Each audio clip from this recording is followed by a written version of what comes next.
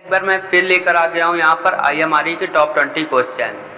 तो उससे पहले यदि आपको बता दें कि एग्ज़ाम ऑनलाइन होना है तो किस प्रकार से देना है, तो यदि आपने हमारी पिछली वीडियो नहीं देखी तो उसमें देख लीजिएगा। उसमें हमने उस सॉफ्टवेयर के बारे में बताया है जिस सॉफ्टवेयर के द्वारा, जिस एप्लीकेशन के द्वारा आप सभी स्टूडेंट को एग्ज़ाम देना है। तो किस प्रकार आप देंगे उसके बारे में बात कर लेंगे। तो यहाँ पर आप देख सकते हैं, यहाँ पर आप सब्जेक्ट, जिस भी सब्जेक्ट का आपका पेपर होगा, पहले ऊपर सब्जेक्ट लिखा होगा, इसके बाद आपको अपना नाम फिल करना है, फादर्स नाम फिल करना है, इनरोलमेंट नंबर फिल करना है आगे कैपिटल ई लगाकर, और इसके बाद आपको ईमेल आईडी अपनी फिल करना है। यदि आपकी अभी तक ईमेल आईडी नहीं बनी तो बना लीजिएगा, कुछ ही सेकंड में बन जाती है। और इसके बाद अपना ब्रांच और ईयर फिल करना है। यदि आप सिविल, मैकेनिकल, इलेक्ट्रिकल, इलेक्ट्रॉनिक्स के हैं तो यहाँ पर ब्रांच फिल करना और year, first year, second year and final year. तो चलिए वीडियो को यहाँ से स्टार्ट कर लेते हैं। यदि अभी तक आप हमारे व्हाट्सएप ग्रुप और टेलीग्राम से नहीं जुड़े हैं तो अब जुड़ जाइए, लिंक डिस्क्रिप्शन में है, आपको ये सारी PDF वहीं पर मिलती रहेंगी। तो चलिए वीडियो को स्टार्ट कर लेते हैं। सबसे पहला क्वेश्चन पढ़ लेते हैं, earth wire is not made. यहाँ पर कुछ क्वेश्चन आपको, सिर्फ 2 या 4 क्वेश्चन आपको इंग्लिश में है और बाकी सारे क्वेश्चन हिंदी में हैं। तो यहाँ पर पहला क्वेश्चन पढ़ लेते हैं हम, earth wire is not made. Earth wire किसका नहीं बना होता है, GI का या फिर स्टील का या कॉपर का या एल्युमिनियम का। तो यहाँ पर आपको बताना है राइट आंसर। तो यहाँ पर जो एल्युमिनियम है उसका हम लोग अर्थ वायर नहीं बनाते, तो यहाँ पर डी ऑप्शन हमारा सही है। नेक्स्ट देख लेते हैं, यहाँ पर बहुत ही बेसिक क्वेश्चन लेकर आए आपके लिए जो कि यहाँ पर आने के चांसेस ज़्यादा हैं।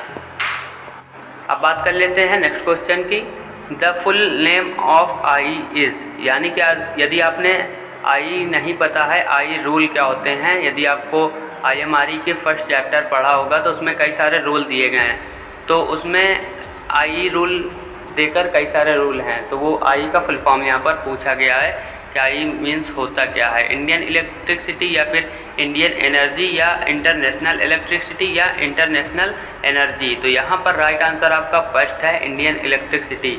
इंडियन इलेक्ट्रिसिटी रूल के अकॉर्डिंग ही हमारे सारे जो रूल होते हैं वो बनाए जाते हैं। नेक्स्ट क्वेश्चन देख लेते हैं, how long will the energy meter keep running unless there is any load on it, whether the statement is true और फॉल्स। तो यहाँ पर क्वेश्चन का कहना है कि जो हमारा घर के बाहर एक एनर्जी मीटर लगा होता है, मीटर बोर्ड लगा होता है, वो कब तक कार्य करता है, जब तक लोड लगा होता है तब तक कार्य करता है या नहीं कार्य करता है। तो उसमें आपको सही और गलत का ऑप्शन दिया गया है, इसको आपको बताना है। तो हमारा ऑप्शन यहाँ पर ट्रूथ यहाँ फिर सही है, क्योंकि जो भी हमारा एनर्जी मीटर होता है वो जब तक लोड हम लोग लेते हैं तब तक कार्य करता रहता है। तो यहाँ पर ऑप्शन ए सही है। नेक्स्ट देख लेते हैं अपना question, the breaking strength of the all conductors of the overhead line should not be less than. Question का कहना है यहाँ पर कि जो हम लोग ओवरहेड लाइन में कंडक्टर का प्रयोग करते हैं उसकी जो भंजन सामर्थ्य होती है वो कितनी होती है। तो ये क्वेश्चन का आंसर आपको कमेंट बॉक्स में लिखकर बताना होगा। चलिए देख लेते हैं नेक्स्ट क्वेश्चन। नेक्स्ट क्वेश्चन है, आइसोलेटर एक स्विच है, तो ऑप्शन दिए गए हैं, कौन सा स्विच है, ऑफलोड स्विच है या ऑनलोड स्विच है या फिर उपरोक्त में से दोनों है या फिर ओवरलोड स्विच है। तो जो आप लोगों ने यदि पढ़ा होगा SGP में और इस IMRE में भी अगर डीप से पढ़ा होगा तो आपको पता होगा कि आइसोलेटर कैसा एक स्विच है। तो यहाँ पर ऑप्शन एकदम करेक्ट है, आइसोलेटर जो हमारा होता है वो एक ऑफलोड स्विच होता है। नेक्स्ट देख लेते हैं, सर्किट ब्रेकर है, current protective device, voltage protective device, उपरोक्त में से दोनों, इनमें से कोई नहीं। तो ये जितने भी क्वेश्चन हैं बहुत ही बेसिक हैं और बहुत ही कंफ्यूज करने वाले हैं। तो यहाँ पर हम आपका सारा कॉन्सेप्ट क्लियर करने वाले हैं। तो चलिए बात कर लेते हैं, यहाँ पर जो सर्किट ब्रेकर होता है वो करंट प्रोटेक्टिव डिवाइस होता है। यहाँ पर ऑप्शन एकदम राइट है। नेक्स्ट देख लेते हैं, तो अब बात कर लेते हैं अपने नेक्स्ट क्वेश्चन की। नेक्स्ट क्वेश्चन में कहना है, निम्न में से केबल का भाग नहीं है, बेडिंग, आर्मरिंग, शील्डिंग, लेथिंग। तो यदि आपने डीप से पढ़ा होगा अंडरग्राउंड केबल तो आपको पता होगा कि इसमें केबल का भाग कौन सा नहीं है। तो यहाँ पर ऑप्शन डी एकदम करेक्ट है, लेथिंग। लेथिंग जो होता है केबल का कोई भी पार्ट नहीं होता है। नेक्स्ट देख लेते हैं, सब स्टेशन में लाइटनिंग अरेस्टर लगाया जाता है, primary side, secondary side, high voltage side, low voltage side. तो सब स्टेशन में जो हम लोग लाइटनिंग अरेस्टर का प्रयोग करते हैं वो हमेशा प्राइमरी साइड यूज़ करते हैं। क्यों? क्योंकि यदि हमारी लाइटनिंग आकाशीय बिजली टावर पर, ट्रांसमिशन लाइन या डिस्ट्रीब्यूशन लाइन पर गिरती है, तो जब हमारे इस सब स्टेशन के अंदर लाइन जाती है और स्टेप डाउन होती है, तो उससे पहले ही हम लोग लाइटनिंग अरेस्टर लगा दें ताकि वो ग्राउंड हो जाए और हमारा सब स्टेशन एकदम सुरक्षित रहे, सेफ रहे। नेक्स्ट देख लेते हैं, केबल के एक सिरे को दूसरे सिरे से जोड़ने के लिए प्रयोग किया जाता है ज्वाइंट, लग्स, फेरुल, सोल्डरिंग। तो आपने आगे पढ़ा है डीप से, तो इसका भी आंसर दे सकते हैं। तो यहाँ पर साफ साफ क्वेश्चन में घुमाया गया है केबल के एक सिरे को दूसरे सिरे से जोड़ने के लिए प्रयोग किया जाता है। यदि यहाँ पर केबल की जगह वायर दिया गया होता तो यहाँ पर ऑप्शन ए एकदम करेक्ट था, ज्वाइंट हम लोग के जो वायर होते हैं उनको जोड़ने के लिए करते हैं, लेकिन यहाँ पर केबल दिया गया है तो यहाँ पर ऑप्शन डी एकदम राइट है, सोल्डरिंग के द्वारा हम लोग केबल को जोड़ते हैं। यदि आपने अभी तक वीडियो को लाइक नहीं किया तो प्लीज़ लाइक कर दें अगर वीडियो समझ में आ रही है तो। अब बात कर लेते हैं हमने नेक्स्ट क्वेश्चन की। नेक्स्ट है हमारा यहाँ पर एक पोल माउंटेड सब स्टेशन प्रयोग किए जाते हैं 11 kV, 33 kV, 66 kV, 15 kV। तो जो भी हमारे पोल माउंटेड सब स्टेशन होते हैं, पोल माउंटेड सब स्टेशन वह होते हैं जो कि एक एच टाइप का पोल होते हैं, 2 पोल होते हैं, वो एच आकार का होता है। उसमें एक ट्रांसफार्मर रख दिया जाता है और उसमें TPMO स्विच लगा देते हैं और ऊपर लाइटनिंग अरेस्टर लगा देते हैं और डिस्क टाइप इंसुलेटर। तो वह हमारा होता है पोल माउंटेड सब स्टेशन, जो कि एक खंबे में स्थापित किया जाता है। तो ये हमारा ऑप्शन यहाँ पर 11 kV यहाँ पर राइट है। जो भी हम लोग पोल माउंटेड स्टेशन यूज करते हैं वो 11 kV तक होते हैं। नेक्स्ट देख लेते हैं, सीटी को लाइन के किस क्रम में लगाते हैं, सीरीज, समांतर या फिर मिश्रित, इनमें से कोई नहीं। तो सीटी जो हम लोग लाइन में प्रयोग करते हैं, जो कि सीटी का फुल फॉर्म होता है करंट ट्रांसफार्मर को हम लोग हमेशा लगाते हैं सीरीज़ में, और जो पोटेंशियल ट्रांसफार्मर होता है या फिर पीटी जिसको बोलते हैं, उसको हम लोग लगाते हैं पैरेलल में वोल्टेज मेजरमेंट करने के लिए, हाई वोल्टेज मेजरमेंट करने के लिए, और सीटी हाई करंट मेजरमेंट करने के लिए। नेक्स्ट देख लेते हैं, एचवी लाइन जो कि सड़क पार कर रही है कि भूमि से ऊंचाई होनी चाहिए। जो एक हाई वोल्टेज लाइन है वो सड़क पार कर रही है, हाई वोल्टेज जो ओवरहेड ट्रांसमिशन लाइन है उसकी भूमि से ऊंचाई कितनी होनी चाहिए। तो यहाँ पर ऑप्शन कई सारे दिए गए हैं, एक है 6 मीटर, 5 मीटर, 5.4 मीटर, 7 मीटर या फिर अदर। तो यहाँ पर पहला ऑप्शन जो दिया गया है 6.060 मीटर, तो ये यहाँ पर करेक्ट है। नेक्स्ट देख लेते हैं 19 नंबर अपना। तो यहाँ पर पूछा गया है फेज सीक्वेंस मीटर है। तो फेज सीक्वेंस मीटर क्या है, एक परीक्षण उपकरण है या फिर एक संतुलन उपकरण है या कर्मशाला यानी वर्कशॉप उपकरण है या फिर एक हैंड उपकरण है, हैंड टूल है। तो यहाँ पर जो फेज सीक्वेंस मीटर होता है वो एक परीक्षण उपकरण होता है। वह परीक्षण उपकरण क्या करता है, वो ये चेक करता है कि फेज हमारे सीक्वेंस में हैं या नहीं।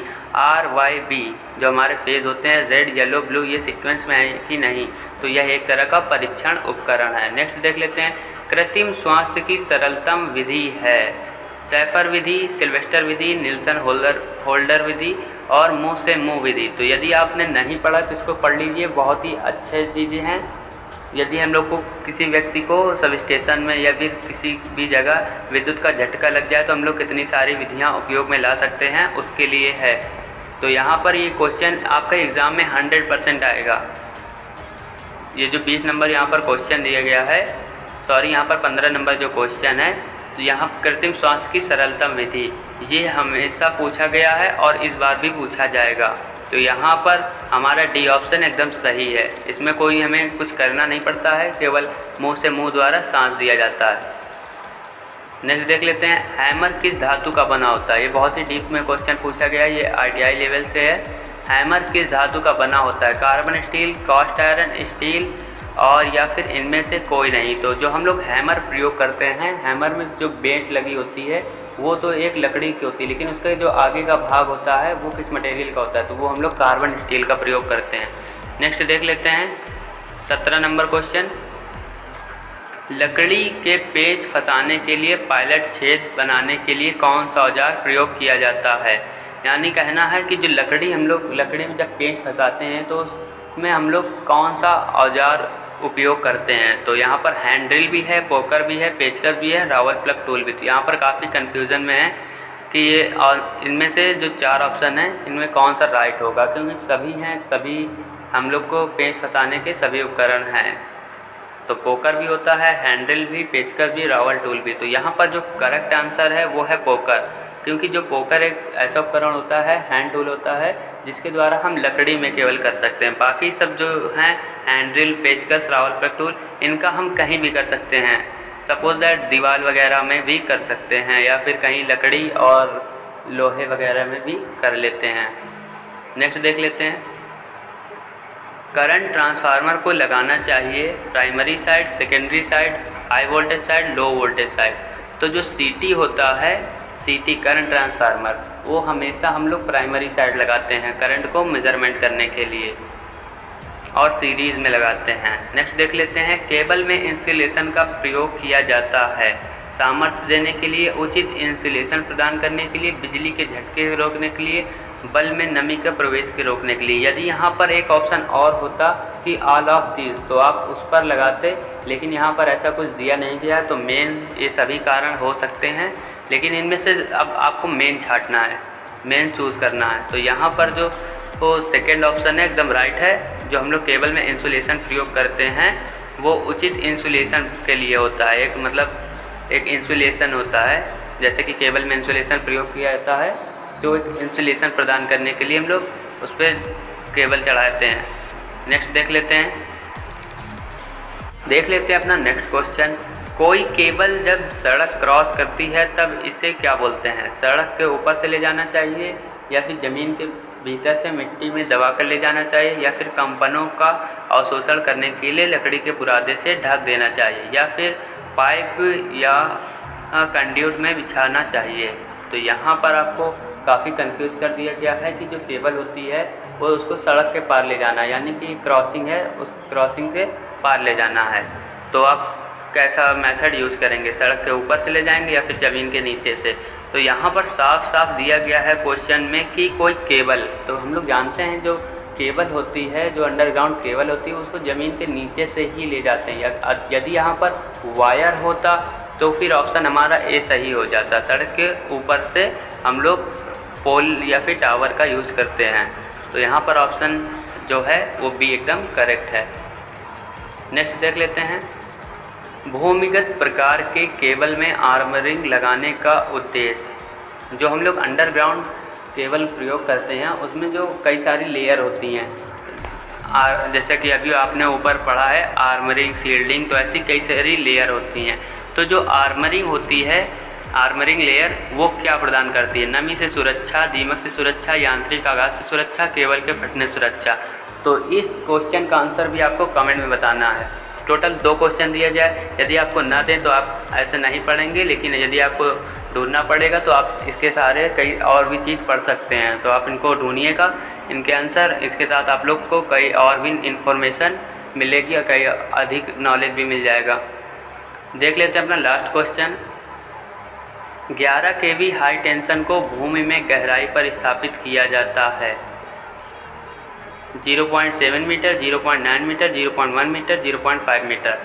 तो यहाँ पर यदि आपको बता दिया जा रहा है यहाँ पर एक बार कंफर्म कि जब भी हम लोग 11 kV या फिर ज़मीन में जो अर्थिंग करते हैं उसके लिए जो हम लोग लेंथ लेते हैं, लंबाई लेते हैं अर्थ से नीचे की, वो होती है 1.5 मीटर।